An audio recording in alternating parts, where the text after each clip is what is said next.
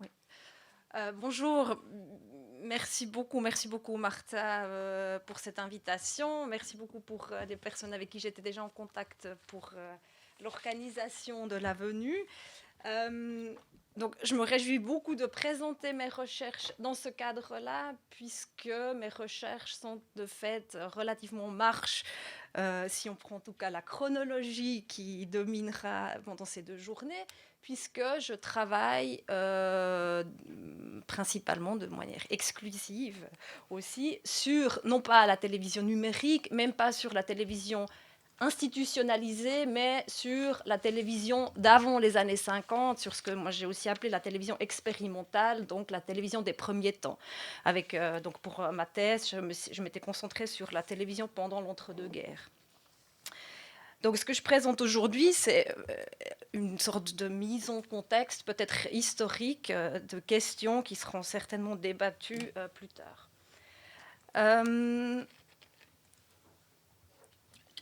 So I will speak in English with an accent, but maybe it's easier for everybody. So the research I present today is concerned with the question of television as new media in the 1940s, and with the meaning of new in television history. More particularly, I would like to share some ideas on television's inherent hybridity and flexibility from the longue durée. As the call for paper for the conference has stressed, television is characterized by instability. That's a quote. It is this instability I analyze from a media archaeological perspective. To do so, I focus on one particular case study, a French short movie called Tele-Visions, Œil de Demain, which was directed by Raymond Millet in 1947. The author of the film, Raymond Millet, is virtually forgotten today, but his Télévision Œil de Demain has received some attention thanks to the archival efforts by the INA, which is the Institut National de l'Audiovisuel in France, which has digitized the movie and published it online. And since then, it has been circulating on blogs, and it has been applauded for, I quote, predicting our present, since it shows, as one commentator put it, that, quote, 60 years ago, smartphones already existed.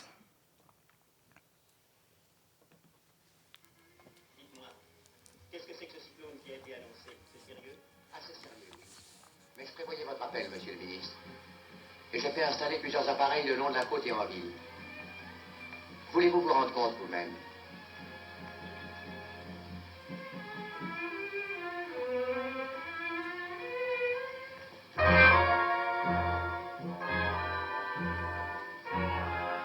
Le centre de la ville a été durement touché. Il y a eu plus de 500 morts. Puis, on fera des postes récepteurs de télévision bijoux, comme il y a des postes de TSF bijoux. Des postes de poche, grands comme une lampe électrique. Plus besoin d'acheter un journal, on se branchera sur l'émission d'information, ou sur l'éditorial politique, ou sur la chronique de mode, ou sur le compte-rendu sportif, voire même sur un problème de mots croisés. Et la rue présentera un singulier spectacle.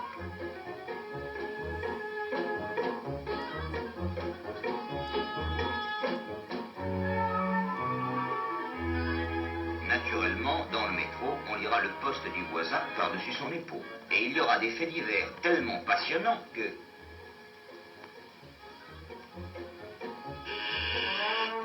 Et je ne parle pas du feuilleton.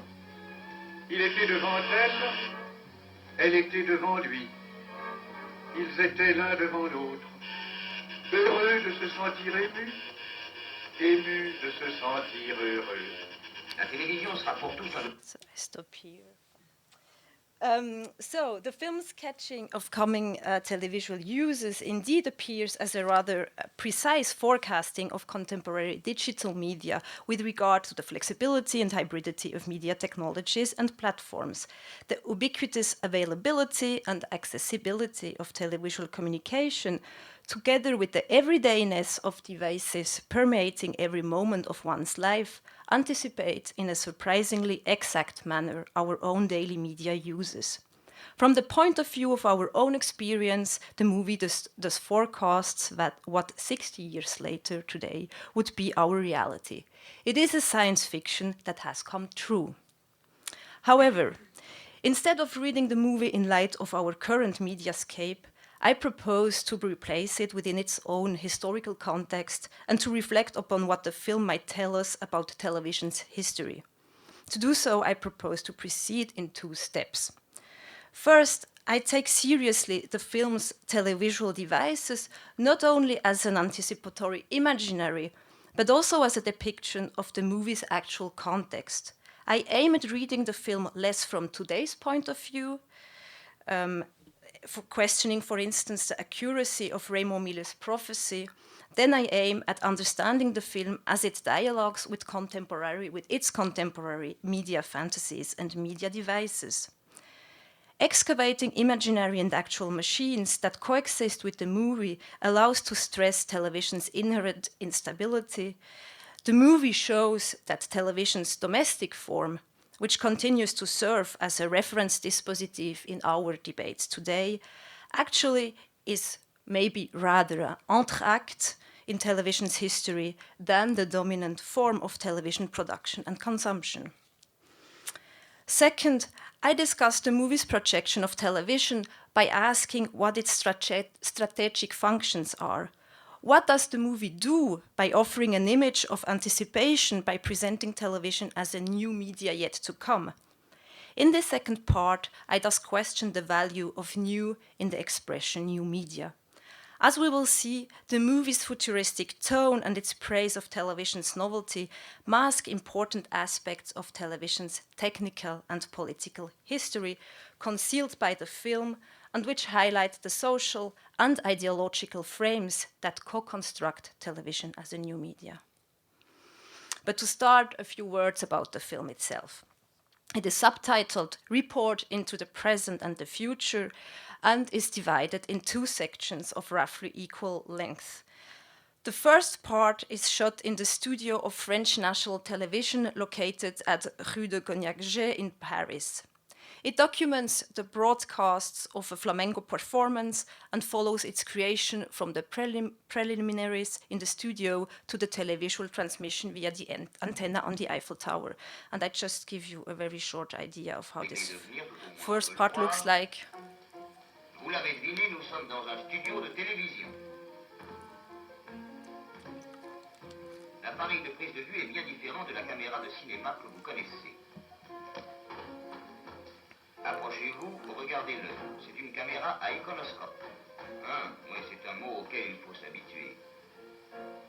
Choisissez pour l'examiner de plus près un appareil qui ne soit pas en service. Si vous l'ouvrez, vous ne trouverez naturellement pas trace de pellicule.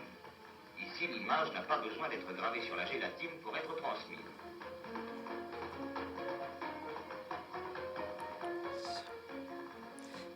So maybe I can show more if you like afterwards. But so this first part is mostly an informative making of that embraces a didactical approach and offers an optimistic narrative on television, which is allegedly available to all. It endeavors to explain the fundamentals of television technology and presents an idealized view on recent developments in the field of televisual research that conceals experimental television's many technical and financial problems. And here I have a slide with the French post-war television development that shows that it was the film in 1947. When the film came out, there was actually 12-hour broadcast a week, broadcasting only in the Parisian region. So television was not at all available to all, as the film would sometimes make believe. But so, Télévision Œil de Demain fades out these and other difficulties and promotes an idealized version of French television whose enthusiastic tone is intensified in the second part, drafting the medium's potential uses. And the clip I showed in the beginning is from the second part. This part is introduced with a voice-over comment saying, "Have you ever thought about all the things henceforth possible?"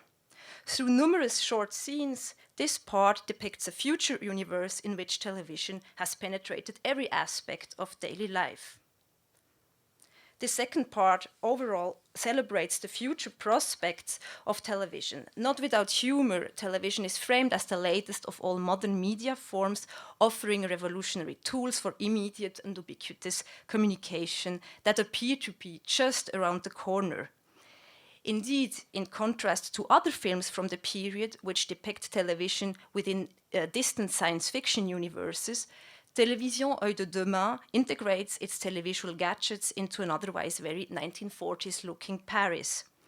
Yet the film also highlights television's novelty, emphasized through the device's exceptionality.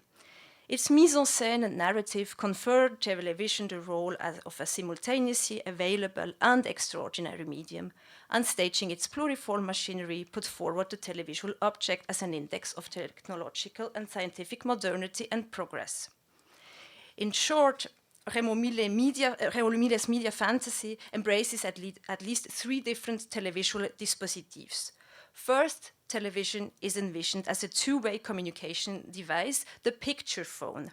As such, it perfects the telephone by adding visuals to the transmission of the human voice. Secondly, television functions as a portable handheld device or a mobile media, offering ubiquitous televisual access even in the car. Third, television sets and large screens in the domestic setting anticipate Raymond Williams' concept of mobile privatization, since they broadcast pictures from places never seen by a man, that's a quote. And then finally, we have even holograms, built-in public surveillance systems, etc., that round off the futuristic portrait of televisual forms and platforms. This conception of television as a bricolage in the sense of a heterogeneous device echoes earlier media fantasies described from the late 19th century on. Presented in popular press, these drafts for televisual communication systematically rely on technological clustering, leading to new uses for old machines. And I show you the most famous one, the téléphonoscope, described in Albert Robidas' science fiction novel Le XXe siècle, which you may know. While the movie does not stress this heritage of 19th century television imaginary, it mentions in its opening credits René Barjavel's novel Cinéma Total, which served as a direct inspiration.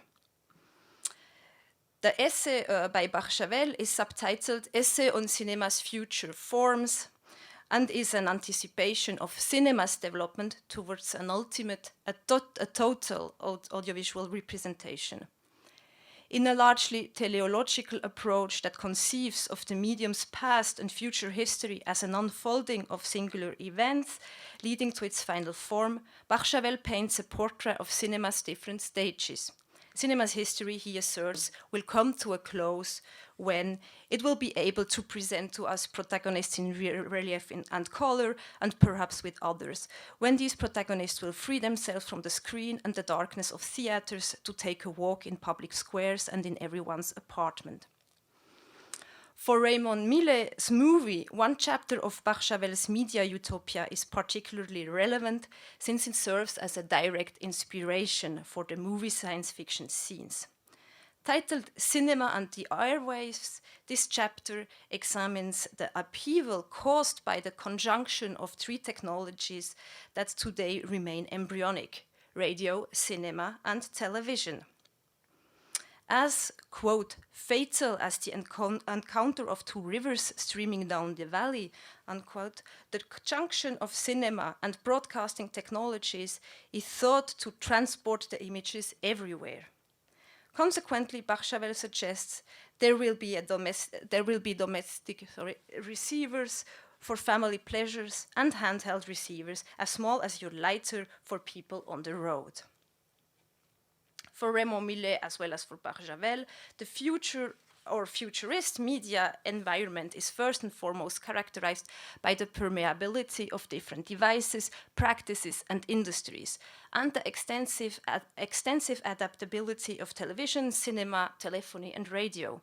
In Barjavel's text, the metaphor of merging river, as well as the associated semantic field, junction, alliance, synthesis, highlight processes of mixing, mashup, and convergence that find expression in Raymond Millet's multi-platform television, existing in close interdependence with other media form and uses.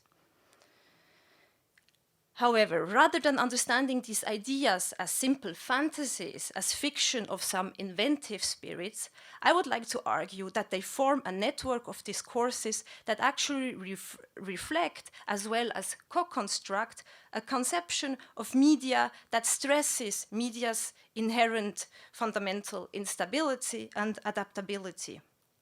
In other words, I think we should take these texts seriously as what they are: the depictions of a mediascape characterized by intermediality, hybridity, and convergence. That this depiction is not only some futurist fantasy, but has very concrete counterparts in contemporary mediascape is confirmed if we take into account the technical and economic media history of the 1930s and 1940s. The introduction of sound film, of course, offers the best known and widely successful example of converging technologies and industries. As contemporary critics and theorists frequently acknowledged, sound film represents the ultimate step towards the Wagnerian Gesamtkunstwerk, in which all means of artistic expression and communication converge. During the 1930s and 1940s, media convergence is indeed widely a broad reality also in the industrial domain. And I would like to give you one example of a research that I'm currently doing that is around, or that questions the archaeology of electronic media. So the first example is the French Television Association's journal, which is launched in 1928 and which is called La Télévision.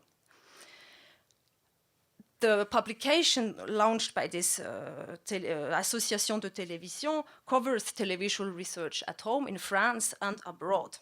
It claims itself to be the first and only regular publication on television, a technology, the journal claims, which is plenty of promises. Despite the focus on television, already present in the title, the journal rapidly covers other media technologies, and in particular, sound film. One issue in 1931 is entirely dedicated to sound film, celebrating the French cinema pioneers Gaumont and Louis Lumière. The subtitle of the journal further mentions television together with sound film and other new media technologies. This presence of sound film in a television journal has several reasons. One among them is the slow development of television that makes it, in France at least, that makes it almost inevitable to cover other domains if the editors want actually sell their publication. However, the intermediate orientation is not only an editorial strategy, it also points to close technical links between sound film and television, which are regularly discussed by journalists. In particular, what approaches sound film and television is the necessity to decompose and recompose information before it can be transmitted or amplified. Unlike silent film, where all the information is directly printed on the film strip in form of photograms, sound film requires the assemblage of a soundtrack, optically printed on film strip, and the cinematographic image. The reading of the optical sound is done by the photoelectric cell, which is in the middle, in the center of the picture. The photoelectric cell transforms the optical signal into sound information, which can be into electricity, but which is then amplified, transmitted via the loudspeaker.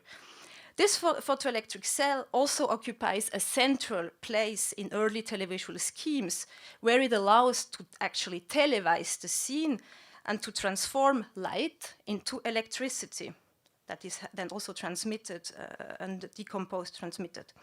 For the journal La Télévision, the photoelectric cell thus constitutes the marvelous instrument at the origin of multiple media technologies. The tiny component thus explains the journal's enthusiastic approach to both cinema and television. And it's also for this reason that it has a really prominent place also in the journal subtitle. Another example that is much shorter for the media convergence in the 1930s, 1940s is the picture phone or two-way television, which is presented by Raymond Millet in his movie, which is imagined from the 19th century on, and which is actually developed during the interwar years. In France, the 1937 Paris International Exhibition offers the opportunity for a broad audience to discover this form of televisual communication. The French postal services, as well as National Socialist Germany, organized television demonstrations that include this visiotéléphonie. So first, what can we conclude from this first tour d'horizon? It seems important to highlight that the imaginary of media convergence coexists with the institutionalization of television as a domestic broadcast media in the post-war era. While a certain normalization of television will bring to the fore the domestic media as the dominant form, the thinking about television and the research into it very much embraces intermedia forms and uses. In other words, the projections of hybrid media forms that accompany television's history from the 19th century on mirror the media's fundamental identity as an intermedia rather than a simple media. Secondly, going back to the movie's novelty discourse that permeates both of its parts, we can ask what is actually new in Raymond Millet's media universe. The movie's anticipatory gesture, first and foremost, reactualizes early televisual blueprints of imaginary and concrete machines, and participates in a broad televisual mediascape characterized by simultaneous developments on fictitious and scientific devices. Instead of simply anticipating future television forms, Télévisions Œil de Demain first and foremost confirms Tom Gunning's thesis that newness is not a simple characteristic of new things, but always, in some sense, the product of discourses surrounding it. Novelty is less a self-evident historical category than shaped through social, political, and economic processes. According to Gunning, the quality of newness and the astonishment, amazement, and marvel provoked it is an essential mode of reception for technological artifacts, shaping their significance as a symptom and symbol of capitalist modernity. Within the context of French media history, the emphasis on television's newness to the detriment of historical contextualization bears, however, an additional meaning, which suggests that the novelty discourse first and foremost represents an ideological framing of television's history. Indeed, the movie not only veils the long prehistory of television going back to the 19th century, it also masks the immediate past of French television under National Socialist management during the occupation.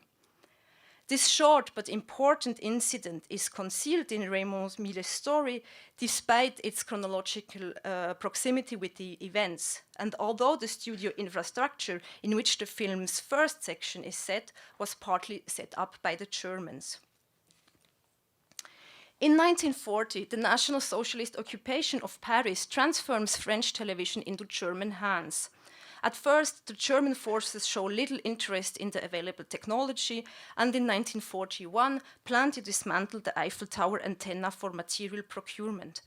After various interventions by the industry and the broadcasting sector aiming at preventing the demolition, it is decided to rescue the infrastructure and to establish a German-French television station.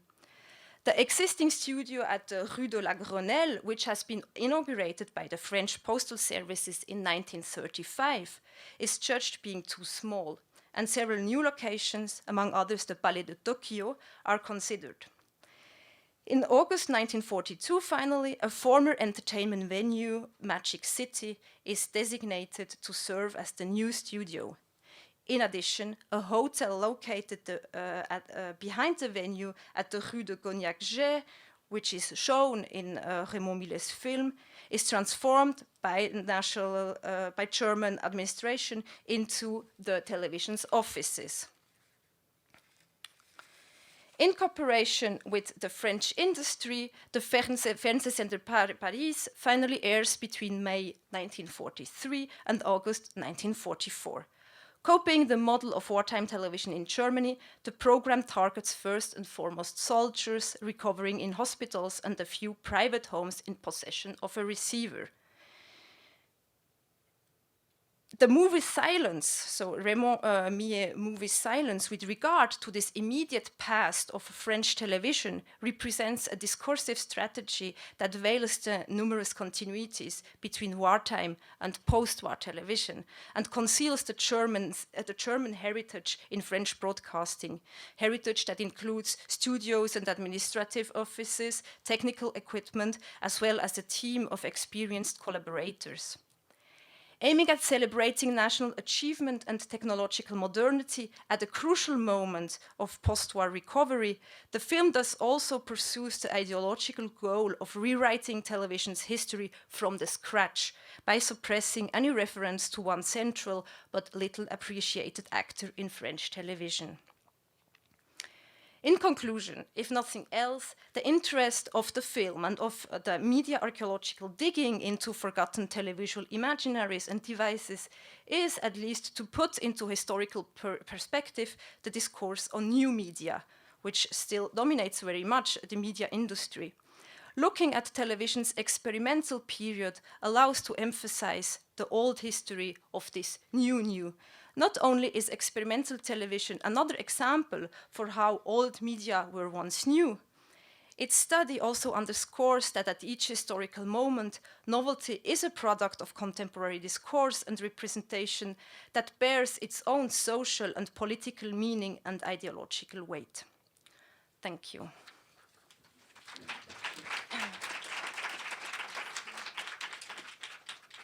Thank you very much, Anne-Katrin. So we can take maybe a few minutes of questions just for you, and then we can discuss much. Is there any question? I may ask you maybe to develop a little bit more on the longue durée, this idea. So does that affect the way you search material, or this is a question about your methodology and how the longue durée is important to you? So yeah, so from a media archaeological perspective, or what I have done also for my research for my dissertation, the idea is to revisit the standard periodization that exists in television history, which is, okay, there was something had been done in the 1920s, 1930s, but actually television starts in the 1950s, and then it's until the 1980s, it's basically domestic, like the broadcasting media, and then there is a break because we have cable or the privatization, etc. That's like in the 1980s, and then today we have the digital, and there is this kind of tripartite, this model, and what I'm interested in is to rethink this, the periodization of television history, which is a periodization that very much defines the identity of the media, because we say, okay, 1950s to 1970s is domestic broadcasting, and then we have, at least in Europe, the opening of service public, and we have the video, we have cable, so we have other forms of television, but it still remains very much also a family media, etc. And then with digital media, this all opens up, and suddenly we have these new and other media form or televisual forms. And I think what is interesting in digging into like earlier television and maybe this kind of also sometimes anecdotic fantasies, etc., is to bring to the fore the multiplicity of television's identity, such as it has been it has been envisioned since the 19th century. And then, of course, we can debate whether Albert Robidas what I've shown you, that the téléphonoscope is really television, because it's not something that, I mean, he is not living in a mediascape where television already is a reality. But what we see is also this idea of combination. So that in the 19th century, you have a lot of these media fantasies that always combine the existing media, the telephony, the telegraphy, and whatever, stenography, like really a lot of machines that authors bring together in their texts, which are fictitious text, and thus create new media. But then these creations already bear some characteristics of what might become television. So it's that's what I'm interested in. And then for my dissertation, I as I said, I worked on the interwar period, and in the interwar years, what is really interesting is that the imaginary and the realization, the industrial development actually converge. And television is developed as a two-way device, as a large screen projection, so also television for movie theaters, etc. So, and then what happens is that the domestic form, because television is also appropriated by the radio industry, so it's the domestic model that finally dominates. But in fact, there is much more going on. So, and there is no much the idea of telephobia, or a little bit in what you the Raymond Millet anyway. It doesn't look like it's interesting. Because there's an article by Viva Pachu who talks about the promesse and the menace of television, and that there is much menace. No, and that's I think this movie is really still in this. I mean, that's also how it is received today in the internet, on the blogs, etc. It's really this enthusiastic projection of future media forms, and Sharon? Well, I don't know if it's a question or a... Okay, sorry. I'm not sure if it's a question. I'm Sharon Shahaf, also known as Sharon Shahaf, as the Americans. I teach at Georgia State University. So fascinating talk, and I'm really, my mind is racing right now, but so I'm not sure if this is a question or a comment, or it seems to me like Raymond Williams's analysis starts where your analysis ends. Of course, it happened the other way around, right? So you go right. He's a whole in television, where he says, well, it didn't have to be the way it ended up being, and situates in a very careful reading of the history and the technology and how they were developed and selected. So it's like you're opening up the earlier moments where it could have gone in many other ways. So how do you kind of position your analysis? It's kind of opening up earlier paths and possibilities that could have been. Yes, but yeah, exactly. But then what I also think, what I'm not, or but that's how I conceive my topic or my object of research. I don't think it only from this perspective of interpretative flexibility, or this idea that when the media is new, there are just all these ideas about what it could be, and then at some point one meaning gets fixed, and that's the dominant hegemonic meaning that continues to dominate. I would like to show, but then I'm not sure whether it will really work. But what I'm interested in is to say that for television, at least, this really this openness of its identity is characteristic throughout all the years, and so there is not like it is really something that characterizes television's identity, rather than saying, okay, there was this period of much of like multiform developments in all directions. At some point, there is the domestic media that wins. It seems also for our contemporary perspective today with the digital media, it seems much more interesting to think about this profusion of ideas and of concrete machines. It's not only ideas, it's also what and I mean it's RCA, it's Bell's Labs, etc. So these are big corporations who develop, for instance, two-way television. So all these ideas, not just thinking, okay, that's what was this phase of new media, and that a lot of things happen when the media is new, but rather to think about like seeing this as actually the continuity, and what is what I call the entr'acte, what is like the parenthesis would be this dominant form of domestic media. and we could draw this long line from today to, and see like all the.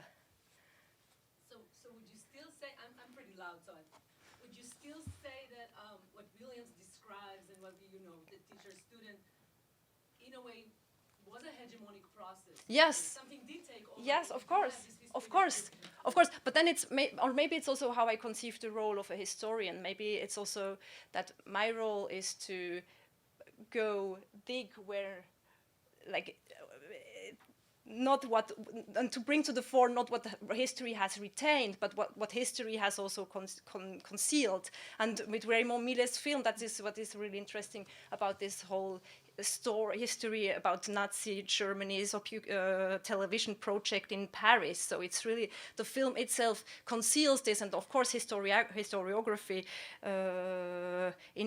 or French television, usually you have 2 lines about French television during the war, and then it's just, okay, nothing happened.